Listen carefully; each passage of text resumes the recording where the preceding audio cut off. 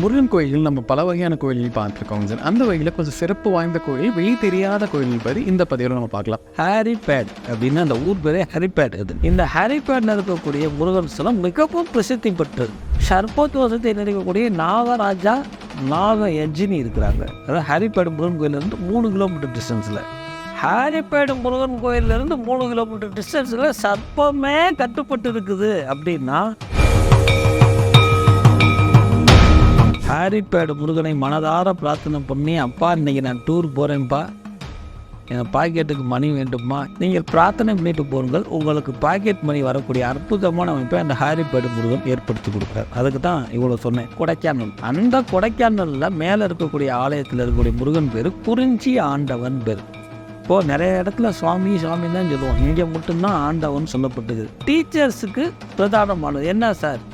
நான் அடுத்து இம்ப்ரூவ்மெண்ட் ஆகி கவர்மெண்ட்டுக்கு போகணும். கொடைக்கானல் இருக்கக்கூடிய குறிஞ்சி ஆண்டவரை பாருங்கள், இன்க்ரிமெண்ட் உண்டு, இம்ப்ரூவ்மெண்ட் உண்டு. சார் எனக்கு 18 வருஷமாக புத்திர பாக்கியமே இல்லை சார், குழந்தை நிற்கிறேன்னு சொல்கிறவங்க.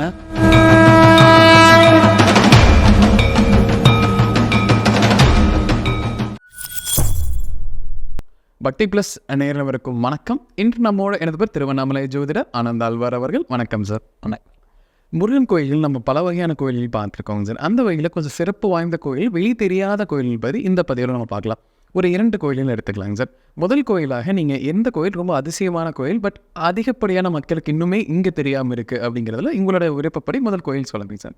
கொள்ளம்னு நம்ம கேள்விப்பட்டிருப்போம். அந்த கொள்ளத்துக்கு சுமார் ஒரு 15 to 20 கிலோமீட்டர் சொன்னோம்னா ஹாரிபேட் அப்படின்னு அந்த ஊர் பேரே ஹாரிபேட். இது இந்த ஹாரிபேட்டில் இருக்கக்கூடிய முருகன் ஸ்தலம் மிகவும் பிரசித்தி பெற்றது. மிகவும் அப்படின்னா என்ன சார் அப்படி சொல்கிறீங்க அப்படின்னா, நமக்கு தெரியல, நம்ம இதிலேயே நம்ம உழுந்து பழகிட்டோம். எல்லா முருகன் ஆலயங்களும் தெரிஞ்சுக்கணுங்கிறது தான் இந்த நிகழ்வு. இந்த ஹாரிபேட் முருகன் பழமையான ஆலயம். இந்த பழமையான ஆலயத்தில் முருகன் அருளாட்சி புரிகிறார். இந்த முருகனுக்கு இன்னொரு ஒரு விஷயம் சொல்கிறேன். இந்த முருகன் கோயிலிருந்து சுமார் 3-4 கிலோமீட்டர் டிஸ்டன்ஸில் மன்னார் சாலை அப்படின்னு ஒரு கிராமம்னு வச்சுக்கோங்களேன். அங்கே சர்போத்வசத்தை நினைக்கக்கூடிய நாகராஜா நாகயஜினி இருக்கிறாங்க. அதாவது ஹாரிபேட் முருகன் கோயிலிருந்து 3 கிலோமீட்டர் டிஸ்டன்ஸில். இன்றைக்கும் நீங்கள் அந்த கோயிலுக்கு போனீங்கன்னா எப்படி நம்ம காக்கா இறையுதோ, எப்படி கிணிகள் இறையுதோ, அந்த மாதிரி சர்ப்பங்கள் இறைந்து கொண்டு இருக்கக்கூடிய ஒரு அற்புதமான கோயில். யாரையும் ஒன்றும் செய்யாது, சர்வசாதாரணமாக உள்ள சர்ப்பங்கள் போயிட்டுருக்குது. இது ஏன் சம்பந்தம் இல்லாமல் சொல்கிறேன்னா, சர்ப்பத்தை முருகனுக்கும் அந்த கோயிலுக்கும் நிறைய வித்தியாசங்கள். அது ப்ரைவேட் கோயிலோ எதுவோ அது அப்புறம். இப்போ தான் வெளியே நம்ம சேனலில் அப்படின்னா அரிய பெரிய விஷயங்களை பார்ப்போம். ஹாரிபேட் முருகன் கோயிலிருந்து 3 கிலோமீட்டர் டிஸ்டன்ஸில் சர்ப்பமே கட்டுப்பட்டு இருக்குது அப்படின்னா, சர்ப்பதோஷத்தினால் ஏற்படக்கூடிய கெடுபலன்களை நீக்கிறது இந்த ஹாரிபேட் முருகன்.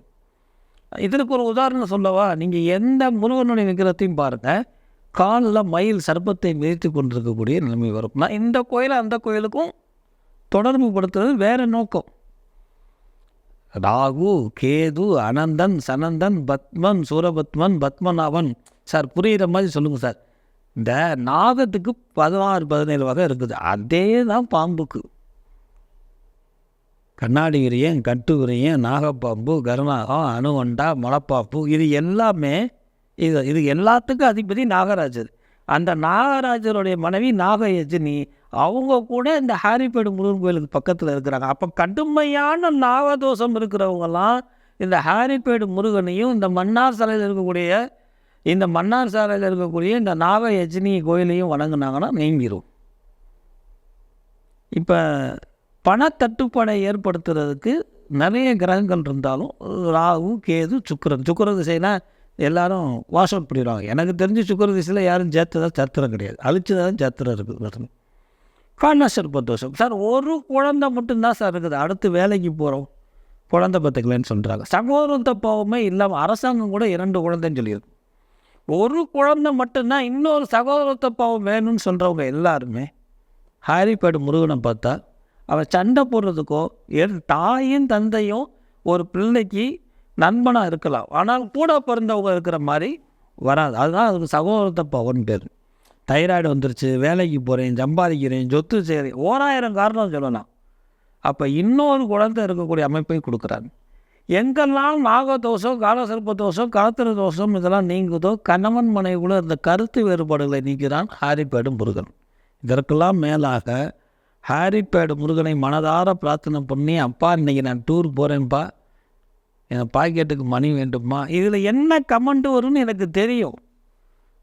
இதிகாசங்களை வரலாறுகளையும் சொல்லுவது மட்டும் என்னுடைய நோக்கம் அல்ல. நிகழ்காலத்தில் நான் அனுபவித்ததை ப்ரூவ் பண்ணணும். அது நீங்கள் பிரார்த்தனை பண்ணிட்டு போங்கள், உங்களுக்கு பாக்கெட் மணி வரக்கூடிய அற்புதமான அமைப்பை அந்த ஹாரிப்பேடு முருகன் ஏற்படுத்தி கொடுக்குறார். அதுக்கு தான் இவ்வளோ சொன்னேன்.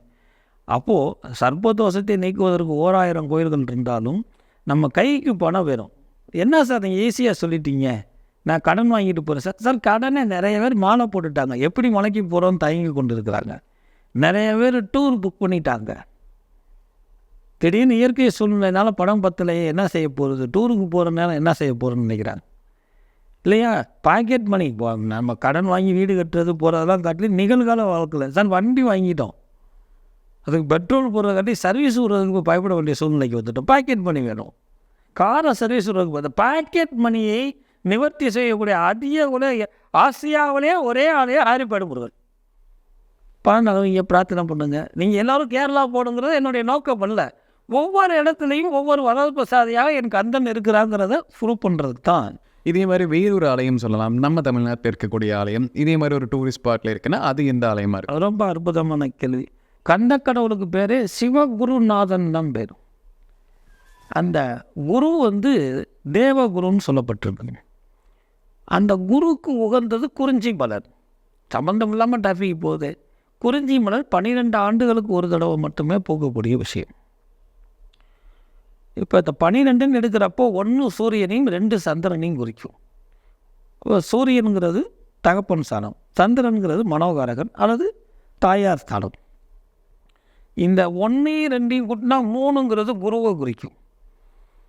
இவ்வளவு இது நியூமராலஜி. இது இப்படி ஒரு அற்புதமான நாளைய நம்ம டூரிஸ்ட்டை போய்கிட்டு இருந்தோம், அப்புறம் அருவியில் குளிக்க போயிட்டு இருந்தோம். இப்போ போட்டா ஷூட்டுக்கு மட்டுமே போகக்கூடிய கொடைக்கானல். அந்த கொடைக்கானலில் மேலே இருக்கக்கூடிய ஆலயத்தில் இருக்கக்கூடிய முருகன் பேர் குறிஞ்சி ஆண்டவன் பேர். இப்போது நிறைய இடத்துல சுவாமி சுவாமின்னு தான் சொல்லுவோம், இங்கே மட்டும்தான் ஆண்டவன் சொல்லப்பட்டுக்குது. சார் எனக்கு 18 வருஷமாக புத்திர பாக்கியமே இல்லை சார், குழந்தை நிற்கிறேன்னு சொல்கிறவங்க குறிஞ்சி ஆண்டவரை பாருங்கள், குழந்தை உறுதியாக உண்டு. இயற்கையான குளிர்ச்சியான ஸ்டேட்டில் இருக்கிறான் அந்த முருகன். அது அவனுக்கு பேர் ஆண்டவன் பேர். நம்மளை ஆட்கொள்ளுகிறான், அதனால் ஆண்டவன் பேர். ஆண்டவர் அப்படின்னு பேர் வைக்கிறது ரேராக தான் ஒரு சில தெய்வத்துக்கு வரும். இங்கே இருக்கக்கூடியவனுக்கு குறிஞ்சி ஆண்டவன் பேர். விஞ்ஞான ரீதியாக கொஞ்சம் பார்ப்போமே. ஒரு டாக்டருடைய ரிசல்ட்டோ அல்லது ஒரு பேரண்ட்ஸ் வயசான பார்ட்டி இருந்தாங்கன்னா, கல்யாணம் ஆகி ஒரு 3 வருஷம் 4 வருஷம் குழந்தை இல்லைன்னா, இடம் மாதிரி ஒரு குளிர்ச்சியான இடத்துக்கு போயிட்டு வர சொல்லுப்பா அப்படின்னு சொல்லுவாங்க. இது நடைமுறையில் கேள்விப்பட்டிருப்போம். டாக்டர்னு சொல்லுவாங்க கொஞ்சம் கிடந்து. ஸோ விஞ்ஞான ரீதியாக குளிர்ச்சியாக நீங்கள் போகக்கூடிய இடம், குளிர்ச்சியாக இருக்கக்கூடிய என் முருகன் குளிர்ச்சியானவன். அதெல்லாம் காட்டிலும் புத்திர பாக்கியத்துக்கு அதிகமாக குறிஞ்சி மலர் போகக்கூடியவன். எப்பேறிப்பட்ட கிரக தோஷம், எப்பேறிப்பட்ட கர்ப்பப்பை கோளாறு, எப்பேறிப்பட்ட மோனோபஸ் ப்ராப்ளம் இருந்தாலும் இருக்கும். இதெல்லாம் காட்டிலும் என்ன விசேஷம் தெரியுமா? IVRS, IQS, IKS காசை அழிக்கக்கூடிய சமாச்சாரம். தப்பு கிடையாது, குழந்தை காசை அந்த வழி தெரியும். அதில் கூட குழந்தை நிற்கலைங்கிறப்போ ரொம்ப வெக்ஸ் ஆகிடுறாங்க. இயற்கையிலே குறிஞ்சி ஆண்டவரை பார்த்தா குழந்தை உண்டு, அதெல்லாம் காட்டிலையும் IVRS போனாலும் குழந்தை நிற்கிறது சார் எனக்கு அப்படிங்கிறவங்களுக்கு அதி அற்புதமான ஆலயம் கொடைக்கானலில் இருக்கக்கூடிய குறிஞ்சி ஆண்டவர்னு சொல்லக்கூடிய இந்த அற்புதமான ஆலயம். இன்னொன்று என்னன்னு கேட்டிங்கன்னா, ஒரு வீட்டில் ஒரே ராசி நட்சத்திரத்தில் இருந்தால் தகப்பனுக்கும் பிள்ளைக்கு ஆகாது, ஒன்றா சாப்பிடக்கூடாது, இப்படி நிறைய விஷயங்கள் வருது. அப்போ தகப்பன் சாப்பிட்ட பிறகு இல்லை பிள்ளைக்கு ஹாஸ்டலில் போடு, அது பெண் பிள்ளையாக இருந்தால் கூட இப்போ செய்கிறாங்க, தேவையில்லையே. குறிஞ்சி ஆண்டவரை போய் மனதாக பிரார்த்தனை பண்ணிட்டு வந்துட்டால் அவர் தடுத்து நிறுத்திடுவார் கடந்து. குரு கடாட்சகம். இந்த டீச்சர்ஸுக்கெல்லாம் அதி முக்கியமான கோயில். நம்மளுடைய சிறப்பு நிகழ்ச்சியில் இனிமேல் ஒவ்வொருத்தருக்கும் ஒவ்வொரு ஆலயம் சொன்ன இருக்கிறோம். டீச்சர்ஸுக்கு பிரதானமானது என்ன சார்? நான் அடுத்து இம்ப்ரூவ்மெண்ட் ஆகி கவர்மெண்ட்டுக்கு போகணும். ப்ரைவேட் ஸ்கூல்லே இருந்தாலும் நான் நல்லா சொல்லிக் கொடுக்குறேன், நல்லா உழைக்கிறேன் சார், ஆனால் எனக்கு அடுத்த ஸ்கூலுக்கு சேல்ரி, எனக்கும் குடும்பம் பெருசாச்சு தவித்து கொண்டு இருக்கக்கூடிய ஆசிரியர்களே, கொடைக்கானல் இருக்கக்கூடிய குறிஞ்சி ஆண்டவரை பாருங்கள். இன்க்ரிமெண்ட் உண்டு, இம்ப்ரூவ்மெண்ட் உண்டு, சேல்ரி உயர்வு கூடும். உங்களுடைய இது வெளி உலகத்துக்கு தெரியும். ஜனாதிபதியில் கூட நல்லாசிரியர் விருது வாங்கக்கூடிய அமைப்பை என் அப்பன் குறிஞ்சி ஆண்டவர் கொடுப்பான். 2 அதிசயமான முருகர் கோயில் பற்றி நம்ம இந்த பதிவில் முழுமையாக பார்த்தோங்க சார். கண்டிப்பாக நம்ம நேயர்களுக்கு ஒரு பயனில் கருத்துக்கள் அமைந்திருக்கும். மீண்டும் ஒரு பதில் சந்திக்கலாம். ரொம்ப நன்றிங்க சார்.